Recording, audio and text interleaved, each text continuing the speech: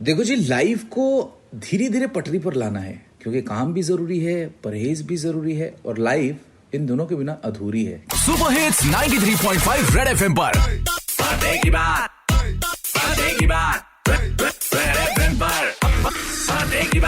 की बात पंकज के साथ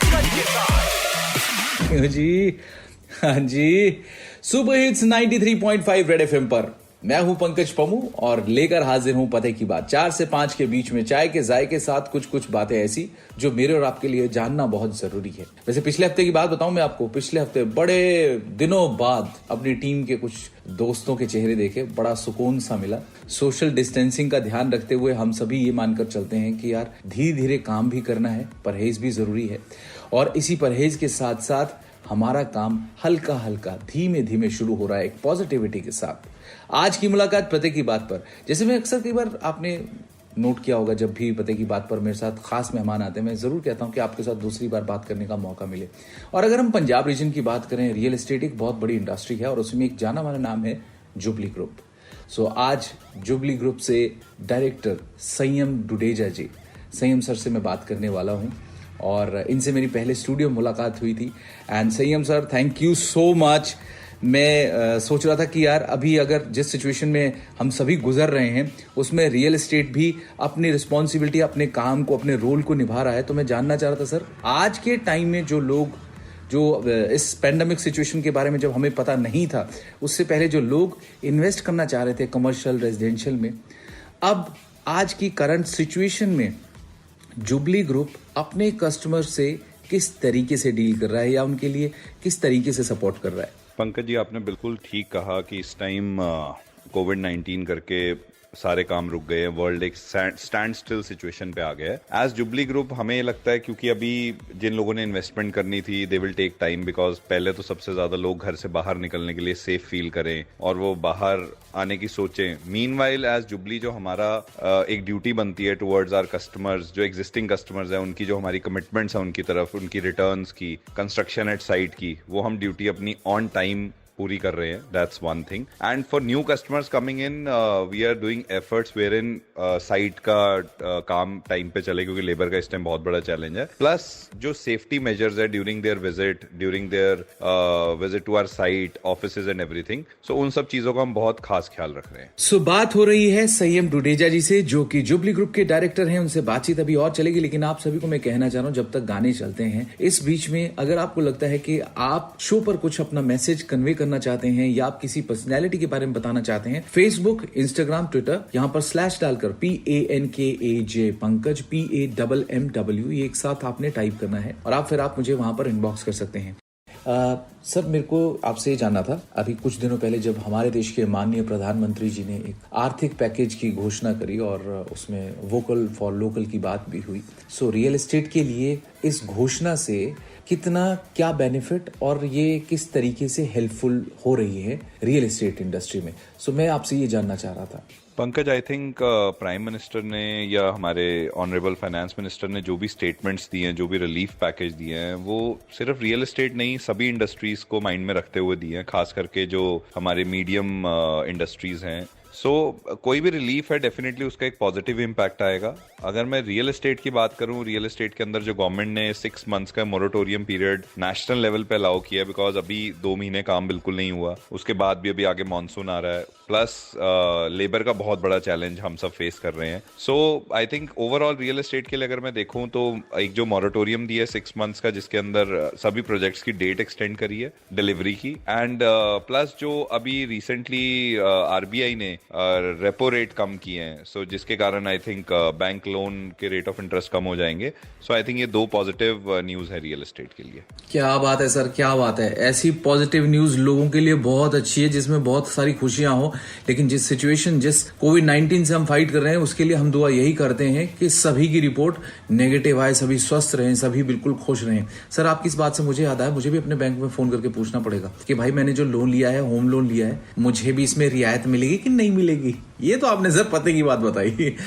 संयम सर, मतलब एक स्टूडियो वाला फील अलग होता है, लेकिन ये फील अलग है और आपकी आवाज चलो वो तो मैं खैर बाद में बात करूंगा, अभी तो मैं बात एक सवाल की करना चाह रहा हूँ सर। जब ये सिचुएशन ऐसी नहीं थी, ठीक है, और अगर हम अपनी बात करें, हम कई बार प्रॉपर्टी खरीदते हैं, कई बार हम बेचते हैं, हर तरीके से हम सोचते हैं कि कहीं हमने इन्वेस्ट कर दिया, लेकिन आजकल बहुत सारे लोगों का ये भी कहना है भाई प्रॉपर्टी अभी मत बेचना, भाई प्रॉपर्टी अभी मत खरीदना।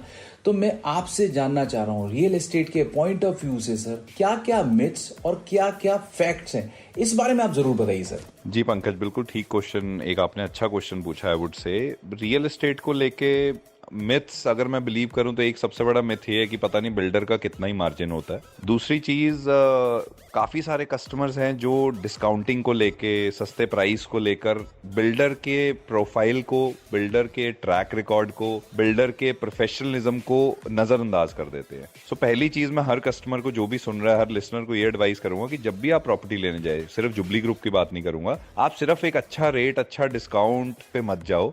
ये भी देखो कि उस बिल्डर का ट्रैक रिकॉर्ड क्या है, उस बिल्डर का टाइमली प्रोजेक्ट कंस्ट्रक्शन हो रही है नहीं हो रही है, उसका प्रोफेशनलिज्म है या नहीं है, और उसकी जो कमिटमेंट्स है जो उसने पुराने अपने कस्टमर्स को कर रखी है वो पूरी कर रहा है कि नहीं कर रहा है। पंकज, अगर मैं फैक्ट्स की बात करूं, देखो कमर्शियल में इन्वेस्टमेंट या रेजिडेंशियल में वो एक हर इंडिविजुअल की अपनी नीड है, क्योंकि जिसके पास घर है तो आई थिंक वो सेकंड इन्वेस्टमेंट अपनी कमर्शियल में ही करता है, क्योंकि अनफॉर्चुनेटली हमारे एरिया में रेजिडेंशियल प्रॉपर्टीज के ऊपर बहुत ज्यादा अच्छी रेंटल रिटर्न्स नहीं है। वो किन चीजों को माइंड में रख के इन्वेस्टमेंट करे, आई थिंक सबसे जो इंपॉर्टेंट बात है कि अगेन बिल्डर का ट्रैक रिकॉर्ड, क्योंकि आजकल सभी बिल्डर्स के पास रेडा कंप्लायंसेस हैं। सो आई थिंक जो ट्रैक रिकॉर्ड है, क्वालिटी है, बिल्डर की प्रोफेशनलिज्म है, और सबसे बड़ी बात उस बिल्डर का कमिटमेंट जो एग्जिस्टिंग कस्टमर्स के साथ। So I think rather than going for through advertisement, I think अगर उसके पास कोई रेफरेंस है या माउथ स्पीकिंग से अगर उसको किसी कस्टमर ने एक्सपीरियंस शेयर किया है कि इस बिल्डर से मैंने प्रॉपर्टी ली और ये मेरे को अच्छा डील मिली या मेरे साथ अच्छा उन्होंने जो कमिटमेंट थी पूरी करी, I think that's the thing one should follow while making an investment. अरे संयम सर, आप सोच रहे हो कि मैं एकदम से चुप क्यों हो गया? मैं आपकी बात सुनते सुनते सोच रहा हूँ कि जहां पर मैंने अभी कुछ महीनों पहले जहां पर घर लिया था, मैं सोच रहा हूँ कि अभी कौन कौन सी चीजें और कौन कौन सी बातें मुझे भी पता करनी बहुत जरूरी है। तो आपसे बात करते करते बहुत सारे फैक्ट्स पता चल रहे। थैंक यू सो मच संयम सर। ये लॉकडाउन के दौरान, मतलब ये सिर्फ हमारी बात नहीं है, सबकी बात अगर हम करें, चाहे वो टीवी की बात करें, रेडियो की बात करें, आर्टिस्ट की बात करें, कहीं ना कहीं जो इंटरेक्शन रही सबकी फोन कॉल के थ्रू, वीडियो कॉल के थ्रू, सोशल ऐप के थ्रू रही है ना, और सबका एक बड़ा सवाल रहता था, लॉकडाउन को कैसे ट्रीट कर रहे हो, लॉकडाउन में आप क्या कर रहे हो। और ये सुन सुन के कहीं ना कहीं मुझे यार ये क्वेश्चन सबके लिए कॉमन, बहुत ही कॉमन हो गया। अब मैं सोच रहा हूँ आज आपसे बात करते हुए, वाकई भी इस क्वेश्चन में बंदे को इतनी बात करते हुए थोड़ा सा तो होता है कि यार लॉकडाउन में किया क्या।